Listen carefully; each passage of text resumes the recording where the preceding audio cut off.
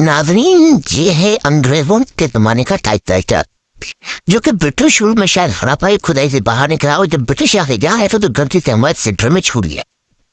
पुराने जमाने में इसी पे टाइपिंग की जाती थी, इसी पे जो प्रिंट का काम है वो इसी पे किया जाता था, क्योंकि उस जमाने में अवेलेबल नहीं थी। इसी की सूरत में जो है प्रिंटिंग की जाती। जैसे ये उनके आप इसके बहुत मुश्किल काम है, इसके बटन बहुत सख्त होते हैं। आप देख सकते हैं काफी बटन है इसके। और यहाँ जो जगह है इसको पहले ओपन किया जाता है इस तरह से, उसके बाद जो है इसके अंदर पेपर डाला जाता है और फिर यहाँ से जो है स्वाइप किया जाता है एक तरफ, ताकि पेपर पूरी तरह से अपनी लाइन पे एडजस्ट हो जाए। और फिर यहाँ पे टाइपिंग की जाती है। और ये आजकल बहुत कम इस्तेमाल होता है क्योंकि अब जल्दी जोर आ गया है, अच्छे अच्छे लैपटॉप आ गए हैं, तो इसका कोई काम नहीं रहा है। बाकी तो पता नहीं, हमारे सेंट्रल में आज ये सिखाया जाता है, लेकिन अच्छी चीजें, पुरानी चीजें, कठिन चीजें कम से कम